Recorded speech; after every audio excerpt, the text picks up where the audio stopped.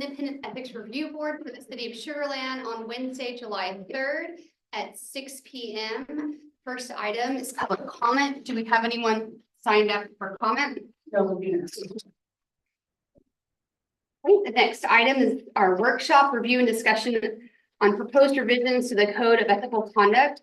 For those of you who were not present last week, we had a great session, made some good progress, but one of the things of note, we reviewed all of the track changes. So anything that has been in blue that we have proposed or recommended in tweaked language, we actually took the time to go back, review and change as necessary, and approve those. So that's reflected in the comment section or the review comments. Just if you're catching up and trying to see where the progress is, it has a nice audit trail there. So today's discussion is around the conflict of interest section, section 2-77. And with that, Anjali and Meredith pulled a wealth of information for comparatives. So I hope we've had a chance to review some of those, but I want to open it up to see if we have initial thoughts or changes. I will read the very first lead-in or attempt to, as it is quite verbose. An official must not use or attempt to use their official position or office or take or fail to take any action or influence or attempt to influence others to take or fail to take any action in a manner which they know has reason to believe may result in a personal or financial benefit not shared with a substantial segment of the city's population for any of the following persons or entities. And I'm not going to list all of those out, but just kind of a jumping off point. Do we have initial comments from any of the comparative cities, the model code, the state sample conflict of interest? Yeah, I noticed the model code and some of the cities say member of the household. Member of their household. I'm sorry. I noticed that the model code and some of the other cities mentioned, like for number 2, where it says relative, they also said member of the household. Okay. Is that something that you want discussion around, or do you think you propose that we consider? Yeah, I mean, I just noticed it, like I say, in the other codes, I don't know, do we want, I mean, I don't know, they probably should the household, because what if they're not a relative? Thoughts, anyone? It's defined member of households. I mean, we go with, Can I ask you to push your microphones when you're speaking so that our reporting picks it up? Thank you, sir.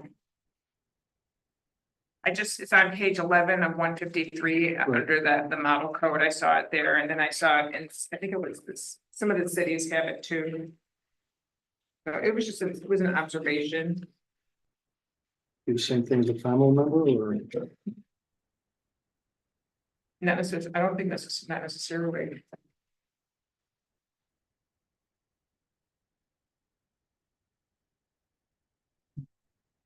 I could see where that would be beneficial for, if you have non-relatives living with you, they could potentially have some influence. So from that side, but then on the other side, for relative, that relative, do we have the word relative defined?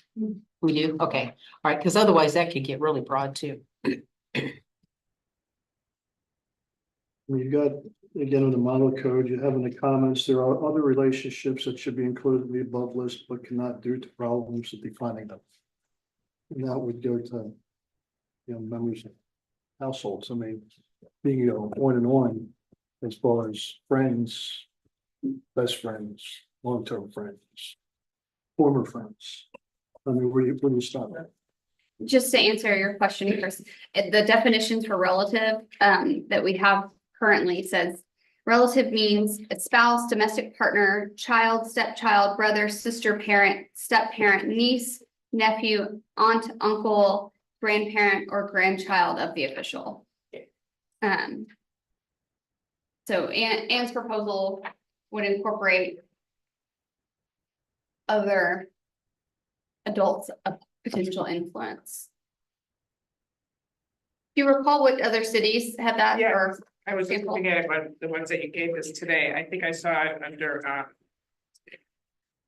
had to look really quickly, San Antonio, city of San Antonio. That section 2 dash, the one that was, here today, city of San Antonio. I didn't look through all of them.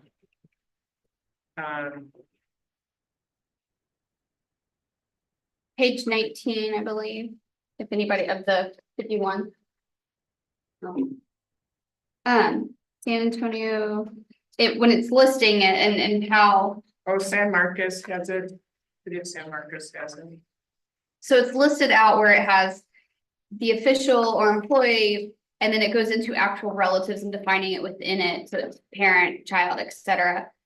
His or her outside client, and then member of the household, so it's its own line item, it's not incorporated within. Like number 2 would be added there, it looks like how they have it structured is its own call out. A member of his or her household.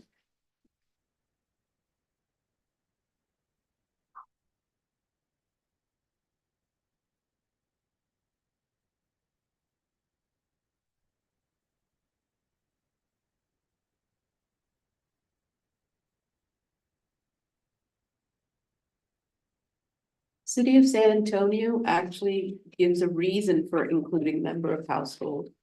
It says to avoid the appearance and risk of impropriety.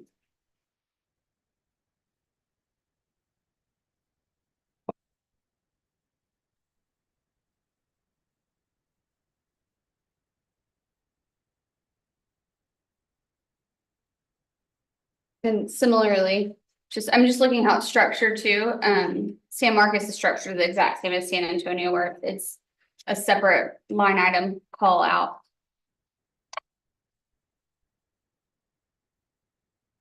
So if we're considering the appearance of impropriety, then that, would we want to include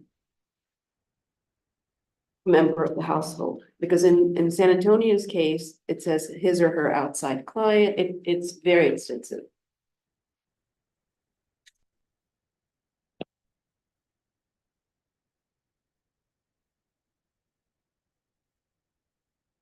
So to that end, I guess it's almost even a broader question as well. I'm not gonna take the appearance yet, we'll go down that path too, but do we think too, so Anne brought up member of the household, do we think the list as it is needs additions? So member of the household would be one, the client example that you brought forth would be another. Do we think our list is comprehensive enough or should be augmented?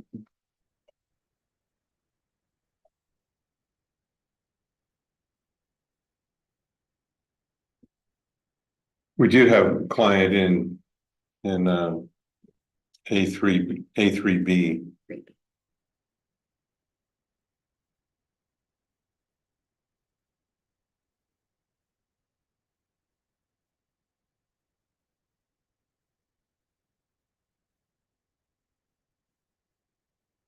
We have opposition of adding it. Doesn't hurt. I'm with Steve, I hadn't thought of that, but I don't think it hurts either to include it. Personally, So let's take that as a perspective. Red line, blue line. So But on those lines, what'd you say? but on those lines, where do you stop? Fair.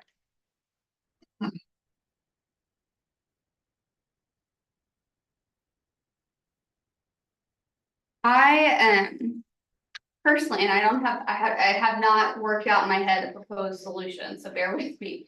But I feel in comparing the lead-in language to ours versus some of the others, it becomes a bit laborious. Like when reading, it may do this or may do that, or I mean, I don't recall offhand, there were some of the cities that were just basically like an economic benefit. You know, that you should not try to ascertain or, make decisions to receive some sort of an economic benefit. I don't know if anyone else had, when I read 277A, like the launching point, I read it like 3 or 4 times because I like was trying to see like if the flow or the grammar was in fact correct. I wouldn't mind a simplification of that. I appreciate why each of those may or, may be in there. I don't know. Did anyone have similar feelings when they read that, or was that just me? No, it was hard to read silently and obviously out loud. Yeah. San Antonio's is pretty succinct.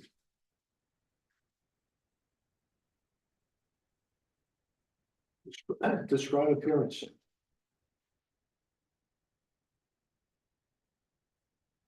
I mean, appearance to me might mean different to you. I mean, do we get into a too broad situation? Where ours uses words like must not.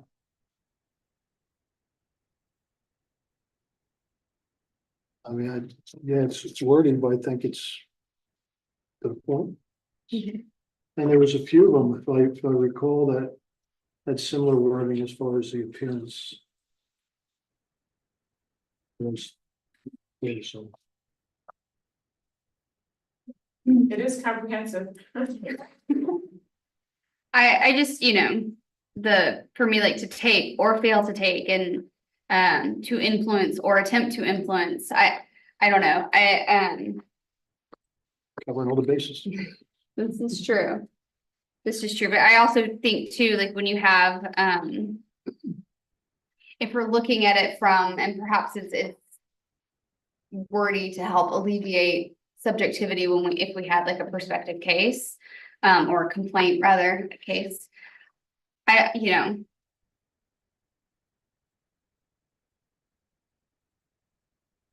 feel like take an action or failing to take an action is also taking an action. It's a short minute. So that and so I just felt that was a little bit slightly excessive. Well, many of these cities have had issues to begin with, so I think they've done this process after the fact. Whereas we've had the benefit of relative, quiet. Lower activity. Thank you. And so I think we're proactive, and so we're not as wordy. Mhm.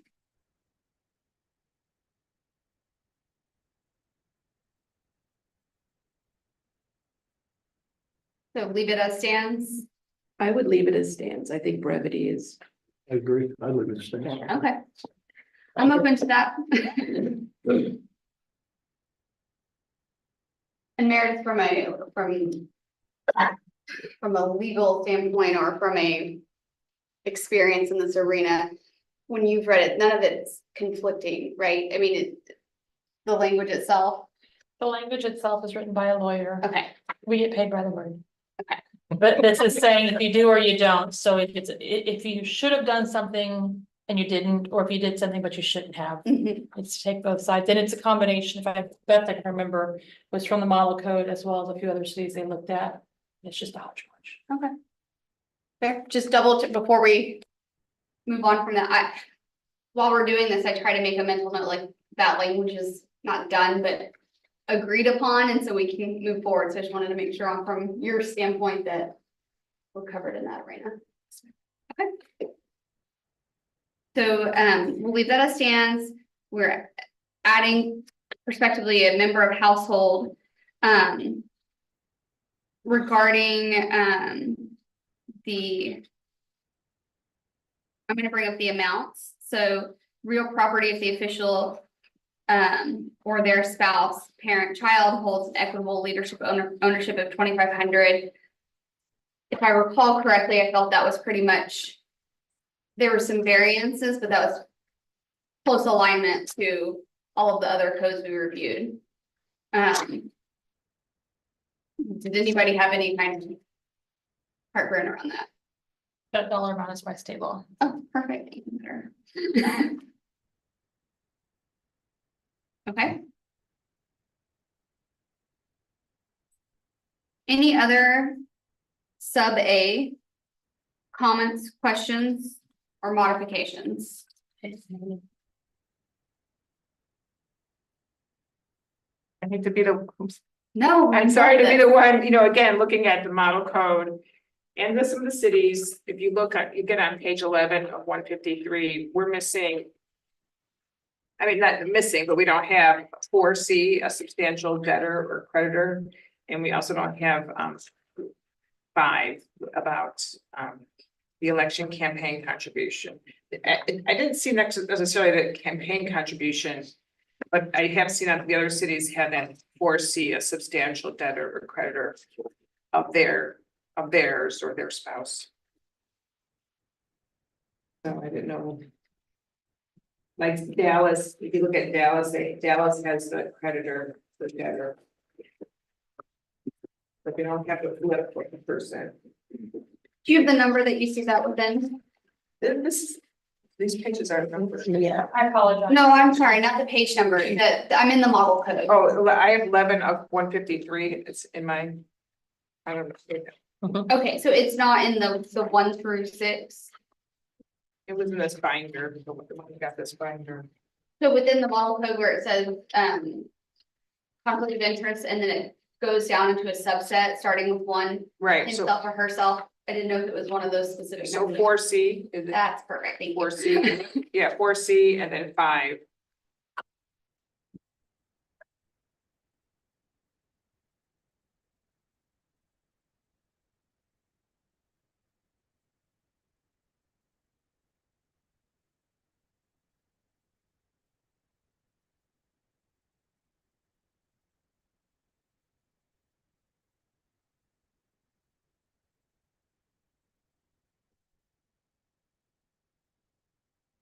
A person or entity from whom the official has received an election campaign contribution of more than $200 in aggregate during the past election cycle.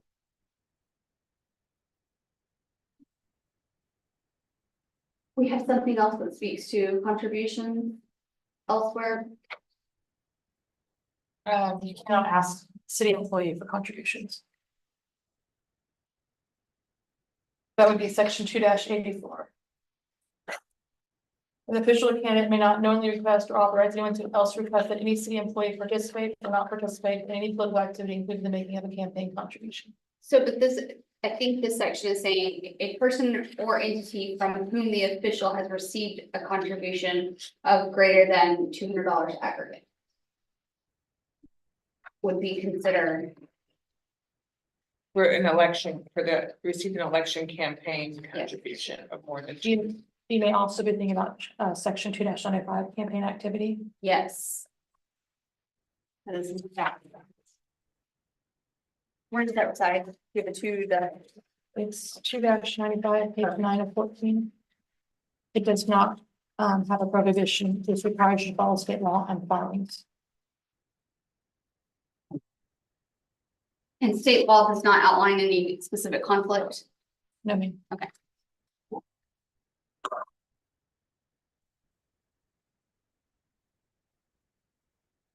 So my personal opinion, I understand like the contribution component. I feel like $200 is quite conservative of a number. I don't know, what does everybody think as far as that? I've seen other cities have that same number. Same number? Yes.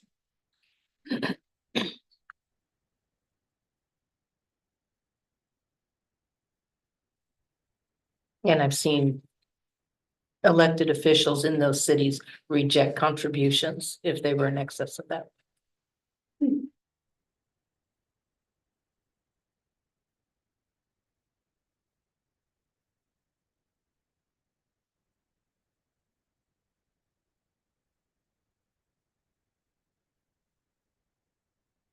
So Ann's proposal would be to add substantial debtor or creditor.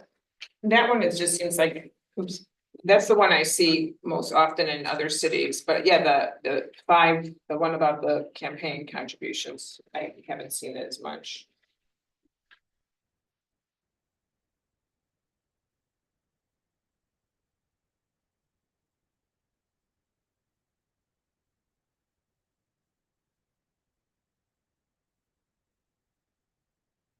So it would be, logistically, it would be adding like 3 sub C. Post client customer. Then substantial debtor or creditor.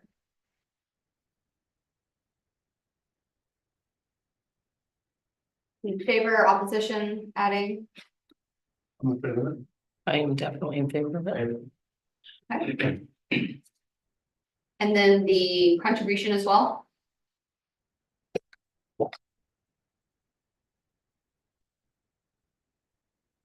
And it looks like this one would read like its own number. Not as an offshoot of 3.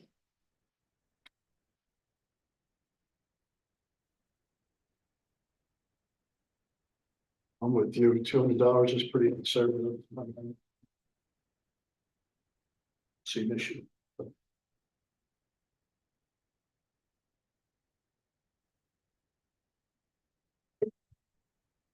Is it already included in the acceptance and disclosure of gifts? No, That's separate. Campaign contributions is a whole different statute, not included. And based on what you just communicated, it's not excluded either from state law.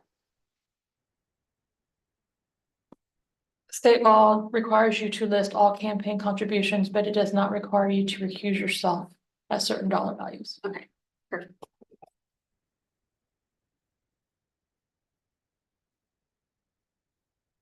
That's this one again, favor, opposed, adding, favor, I would be opposed. opposed. Chris, I'm leaning against it.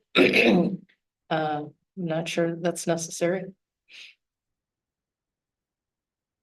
Is your issue a dollar amount or just conceptually?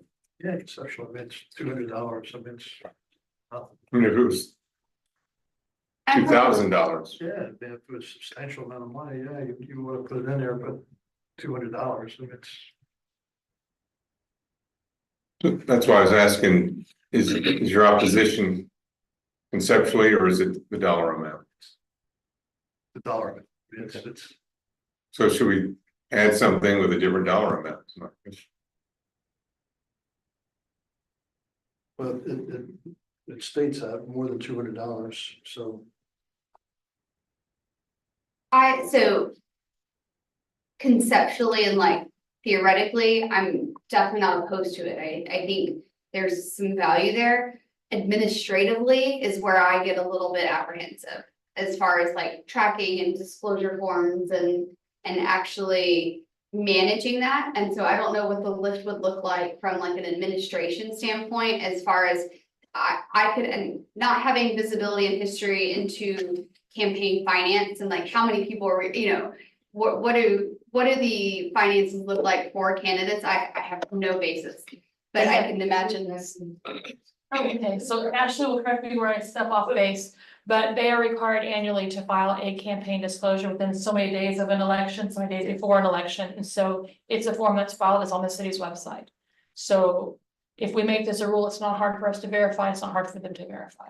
If you just say what the dollar amount is, and then they would just have to mark it. Hard to follow. So I'm not necessarily the filing and the verification, but from like a voting and monitoring as far as city business. Like if I'm a council member and I'm, you know, hearing a list of topics, like being able to so I'm thinking more downstream versus like tracking the actual dollars and contributions. I'm thinking of, okay, if we're doing business conducting in the city and we're hearing however many agenda items, making sure that if somebody gave me more than $200, that I'm not able to vote and things of that nature.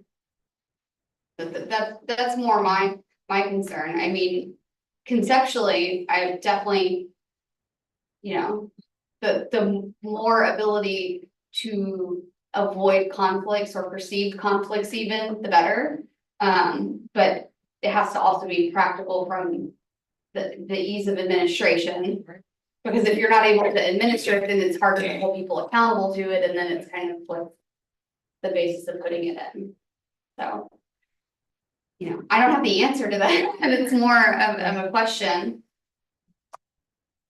And then it gets even more complicated if it's a connection through a business or something like that. So it's gonna be much harder to try and navigate that. You find out later you voted to give a contract to an organization, and you find out that the majority owner of that business just gave you a campaign contribution in your last election.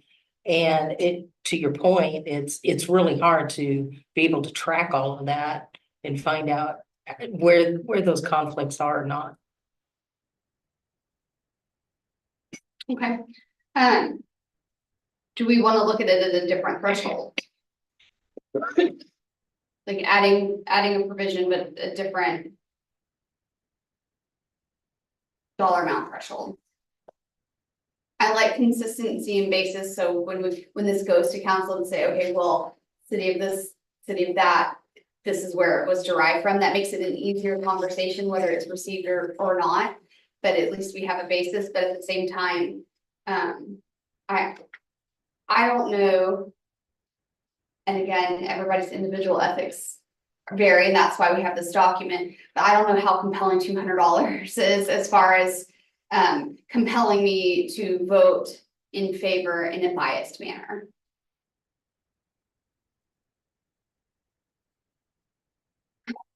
We do have some dollar amounts in this section 2,500. I mean, that would be, if we were gonna consider this, that would be consistent. I guess now the question is, add as is, add as a different dollar, or don't add altogether. Like, as a different dollar, when it says no contribution more than 200, so anything $200 or less, you're good. Anything $201 more, you're not. Am I reading that correct? And that's As it's written in the model. the model. Yeah. So And you- that's, You would recommend following the model, okay?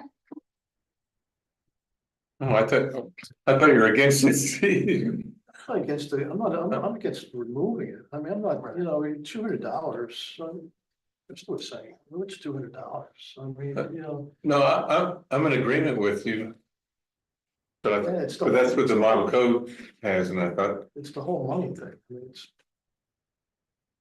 Geez, I need a few campaign signs, I'll give you $75 for a couple of campaign signs. I'm Yeah. not gonna pull it no, back. hey, I'm with you. So what would be a more appropriate number? 2,000? Keep the way the model is. Of no more than $200. So $201, you're over the threshold, you're over the limit. Coming back to Krista's question, you're for it, leave it alone. I'm leaving it the way the model is, correct. Okay, so pro adding model language. Correct. Okay. I'm gonna go around again. Sorry, Just for, no, just for clarity. Yeah. So what'd you say? Sorry, I confused the situation. No, but that's why we're here, is for the discussion. Is me. And that's why I keep going around to, it's just so that we have clarity and then we know what action to take and how to edit. Chris? Yeah, I'm struggling with it just because of the practicality of being able to manage it. I'm for it. Same word. I'd be in favor of hiking it to $1,000 instead of 200. That's a different vote.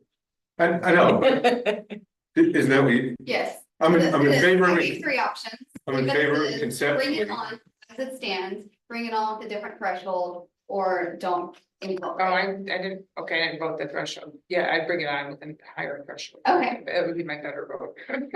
I'm more amenable to a higher threshold strictly from like making it practical, not necessarily, I mean. Like, I think the model's fine as written, I just don't know what kind of. I also feel like you might get more complaints because things might more easily slip through the cracks unintentionally, not Right. Not necessarily in like bad faith. Larry? I agree with the model, but the threshold one. I think needs to go up. Okay.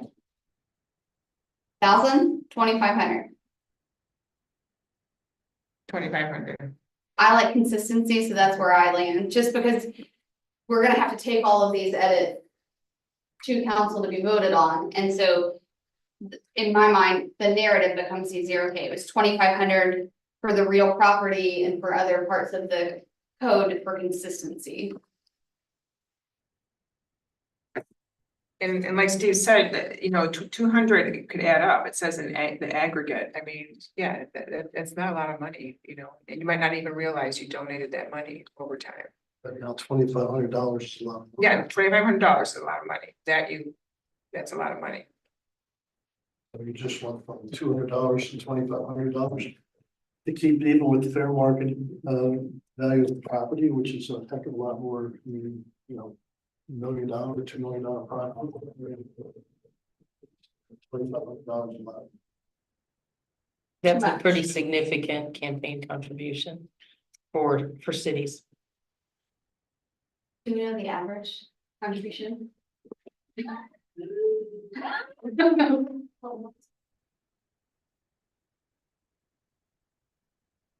Talking practicality, like what, It's probably what- like, yeah, it's okay. probably around 100, 200. It would be, yeah. Most cities are pretty small. I don't see Yeah. much over 500 for cities.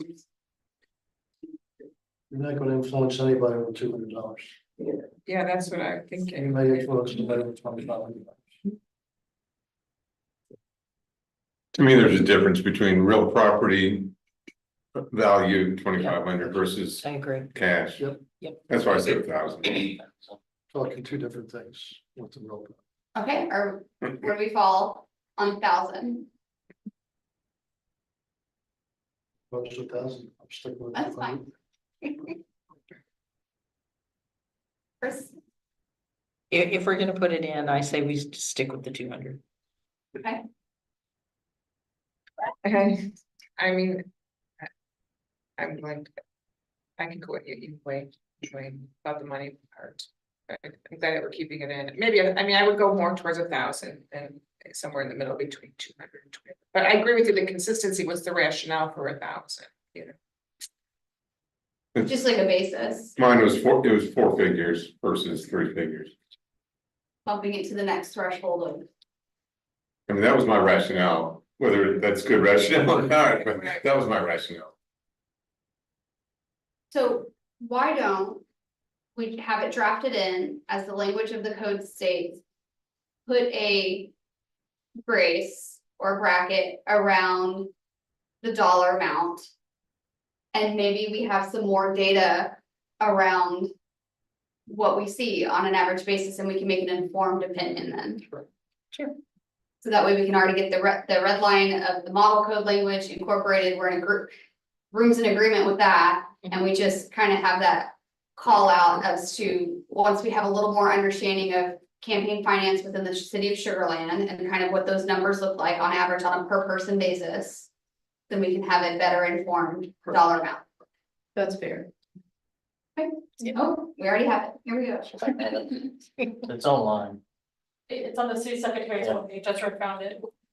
So, most of them are around $100, with the exception,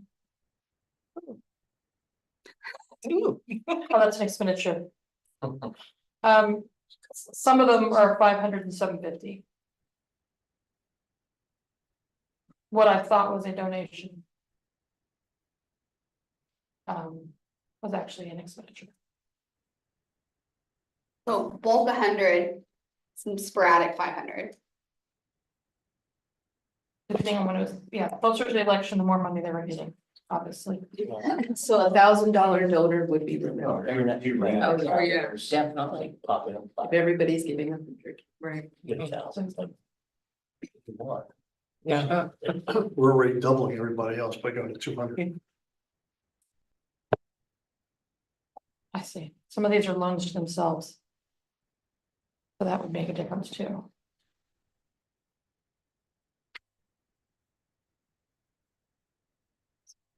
I got distracted.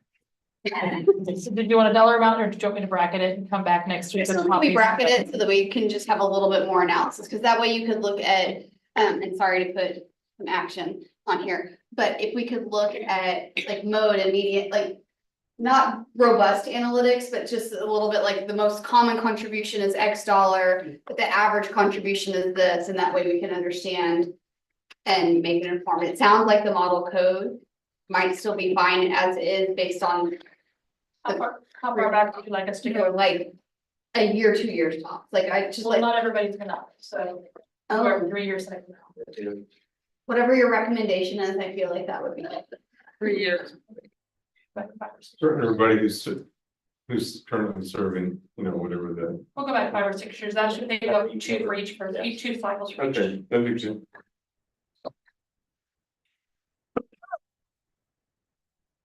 And then too, honestly, as you know, council reviews section by section, we can say that we did an analysis of contributions. We lifted from the model code and we said, you know, this has value. We wanted to incorporate it and we wanted to take a dollar amount that was reflective of the current campaign finance environment within the city of Sugar Land. So I think that that'll allow us to at least do our due diligence on why we put it in there.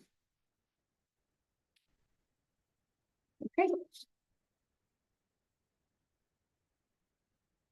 Were there others? So we've talked about adding contributions. We've talked about adding somebody within the household and debtor creditor. Were there any others as far as parties that are not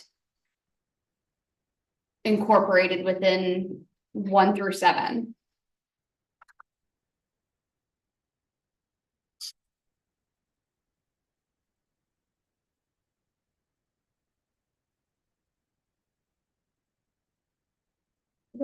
Somewhere else. I think somewhere else I saw a client of. So we have client on 2 sub 3. So a person with which the official has financial or business relationship, including but not limited to a client or substantial customer. That is where I saw it. 3B.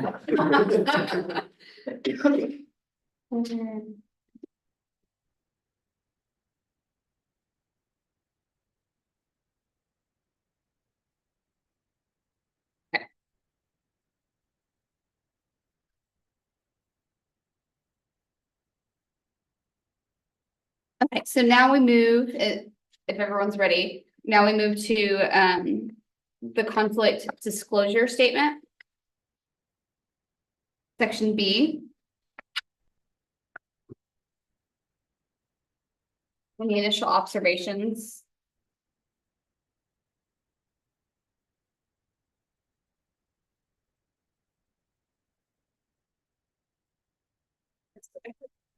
I couldn't find anything in the model code where that came from, so I was wondering. That's state law. Oh, so, okay, okay.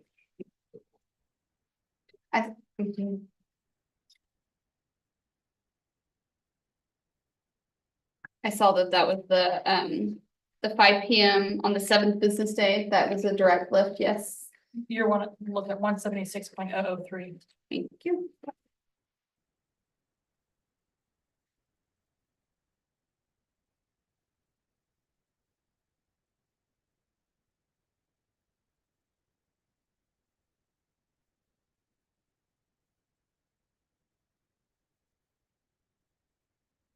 Government officials shall file conflict disclosure statement with respect to a vendor if and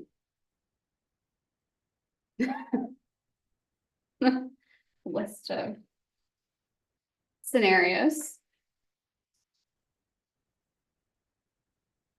This paragraph is 176.003 first few sections. Mhm.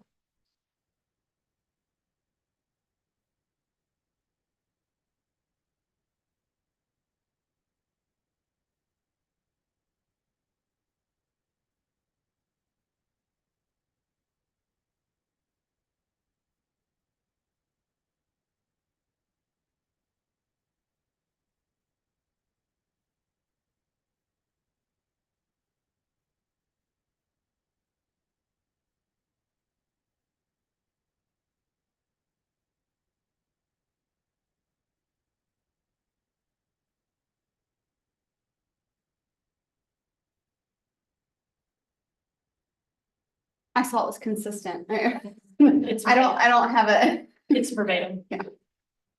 Yeah. alright. He stands, I will ask you this, so this verbatim, are there anything? Obviously, the purpose of the code is to define like the rules and the parameters, but. In receiving and being the recipient of the disclosure. That you know, for the conflicts of interest, are there any gaps that you've observed through the disclosure process?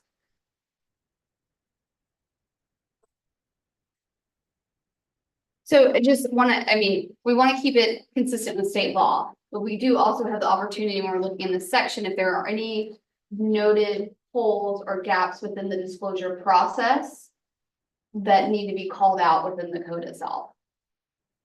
So, we don't have visibility into the actual like filing of a disclosure of a conflict of interest form and whatnot, but procedurally, is there anything that needs to be considered? No, I don't think so. Okay. I think so, but you're the one who handles the form, so Yeah. to make sure. I just, our code does have some procedural implications throughout, so I just wanted to give the opportunity if there are gaps that have been noted. We need to incorporate them. Okay. Perfect. Section C, the violation for an official within 2 years of entering city service, award a contract or participate in a matter benefiting a person that formerly employed the official.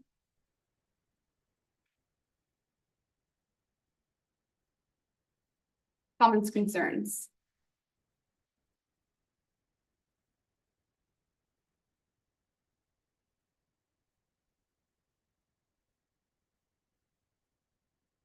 Okay.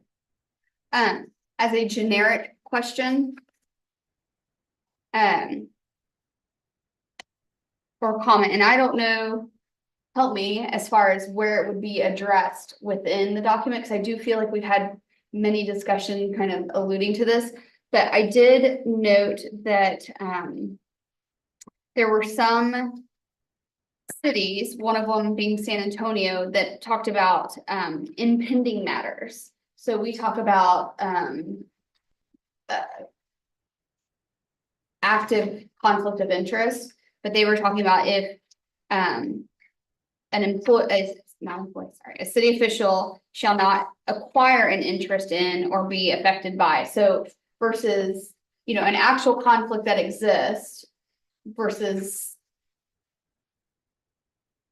the acquisition of interest on things that are impacting impending official action by the city.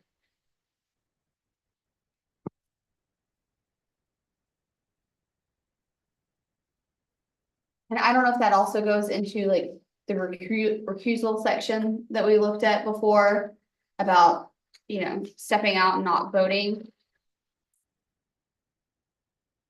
I noticed it in San Antonio, I noticed it in.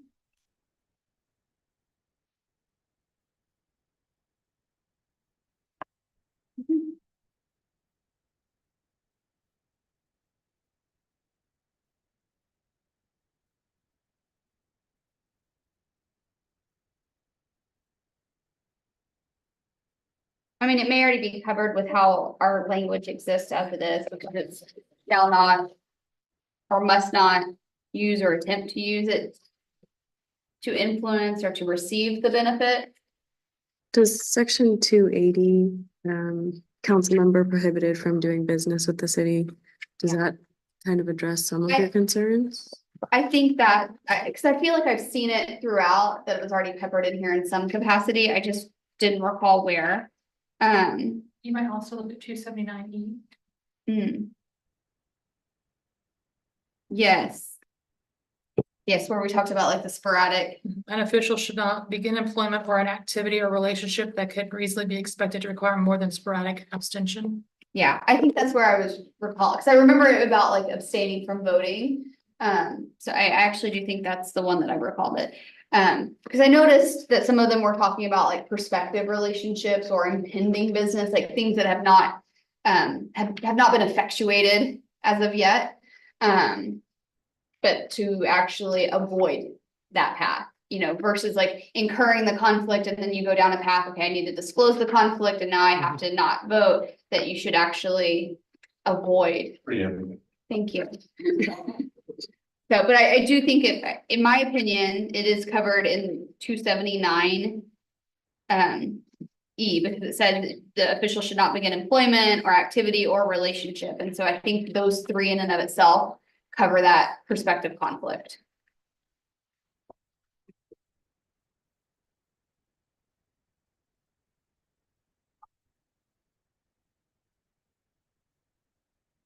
And now I'm gonna go back to the hot button topic, not hot button, but a topic that's come up in the past and we've had discussion around and it had made it to council and then I think came back to us.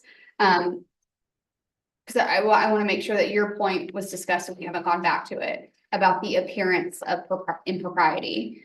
I did note like City of Corpus Christi is like to avoid the appearance and risk of impropriety. It had the same language as, I can't recall the other city that you called out. Was it San Antonio? Yes, San Antonio on their general rule component. So do we want to have a discussion around the appearance of impropriety? Council pushed back pretty hard. City council pushed back pretty hard when we recommended that before.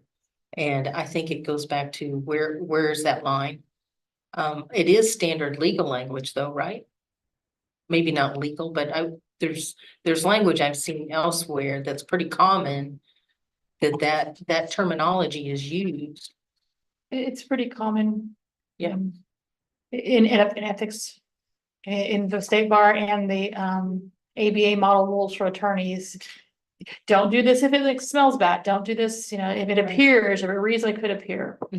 But there's different penalties for an attorney or maybe a doctor or an accountant or somebody else than there are for the council members. I think that might have been their concern of just how far someone would file that looks at this smell test and how this board would define that and determine that. Is it because it's too subjective? Can't be measured? Possibly. But a lot of this is subjective. Part of this code is supposed to just be a living document that changes as our society changes and viewpoints change. The code is supposed to be written to me so that 7 of you pass judgment based on what the current moral status of the city is. And it can't necessarily be a black and white definition for all time because it will change as society changes. What is morally acceptable today is a lot different than what was morally acceptable in 1950. And reflective of the current like complaints environment, right? So what have we seen? Were there gaps in the code itself that led to more subjectivity or led to, issues that we need to be further clear within the document? So I mean, that's also partly why you do the review. I will say from a private sector standpoint, it is common language in many codes of ethics or codes of conduct that you see in businesses when they write conflicts of interest language is, to avoid the appearance of conflict. It's typically more in lead-in language of like the purpose of this section is to and avoid the appearance of impropriety. I will say it is difficult to, and I don't like the word, but it's in my head because we said it earlier, but to police. It is very difficult, and I can appreciate council's concerns about being held to that standard and that it's kind of more of a gray area versus these clearly defined areas. I remember one of the comments was the number of complaints that they get from constituents on a very frequent basis, and their idea, a constituent's idea of what's reasonable may be very different from somebody else's, and I think that's where I think the pushback was.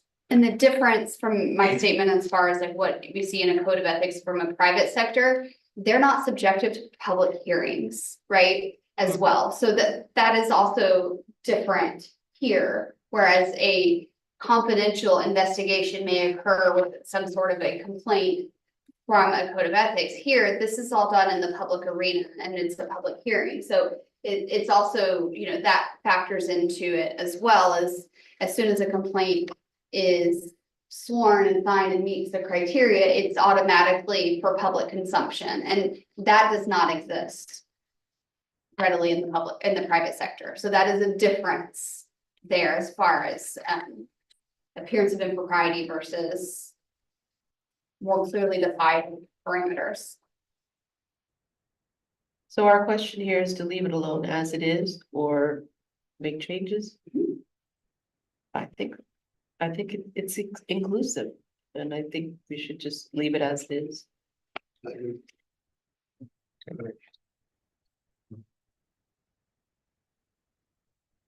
I'm in agreement, especially too, on top of that, you want opportunity. You want these to reflect the current moral standing of the city, but you also want to make sure that, this document is clear enough to stand on its own and that we don't necessarily need to capture or exhaust city resources from things that are not clearly defined. Okay. I have no other comments around this particular section. Does anybody have any additional commentary, questions, concerns?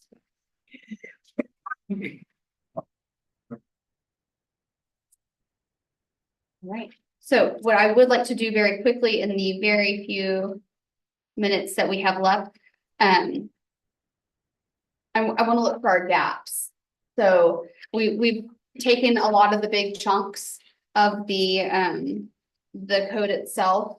And so I just wanted to take a moment to see where our efforts should be focused from a timing perspective and what we can accomplish moving forward.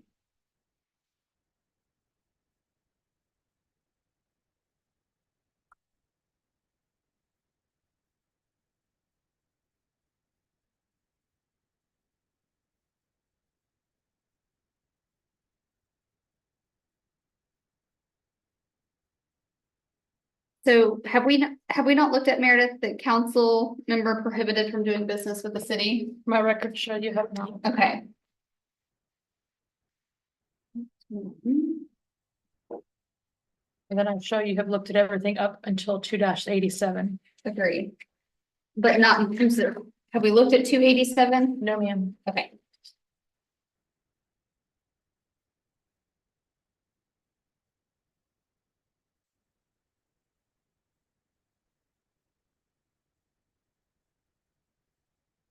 Well, let's just to get current, I open to suggestions always. I think we could probably knock out 2-80 and 287, 288 for sure.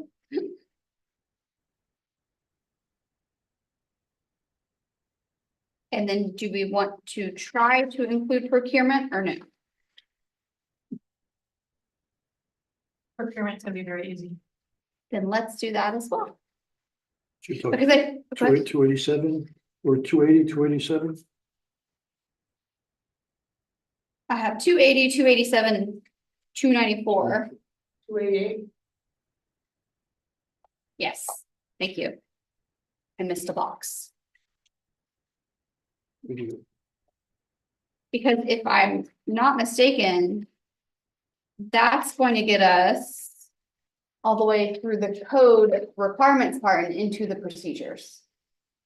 287 is procedures, but yes.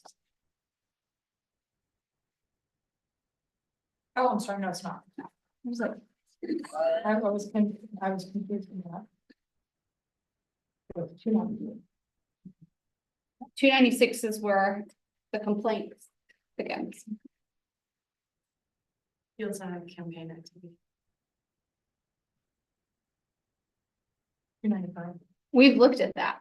Oh, no, it's just flagged as election code. Understood. And that was in response, I believe, Yes. to Ann's request that we Yes. know what is state law, what is model code.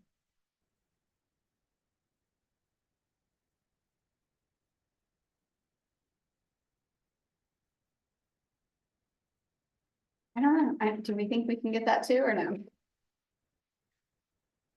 That's a lot. All right, let's stop there. Leave off 295. So we'll attempt those 4 sections next time. And then that'll get us, other than that one last section, then it's up to procedures, and the procedures we've recently drafted and had approved, and then we can look for any changes we might need to see in that based on our experiences. Once. My calendar showed the next meeting as July 24th.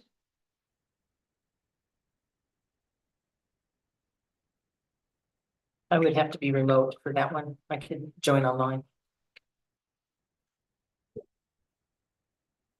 I'm available. Good, I'm good. I might have to be remote, I'm not sure. Okay.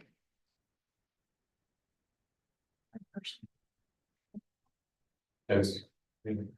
Okay, that's Wednesday, the 24th. It's been The sooner we can get the invite out, then we can capture Raquel and Andrew just to make sure that they don't have a conflict or are able to participate. Just, I don't want to, I know we need a quorum, but I like to have a little more than a cushion. We'll have it, Brandon send it out on Monday. That would be great. Any other comments or business? Nope. All right, well, may I have a motion to adjourn? A motion to adjourn. Motion second. All right, so move, or no, hold on. Everyone in favor? Yeah. Aye, okay. Meeting adjourned. I just jumped right onto the, we're done. Everybody have a good 4th. Yes.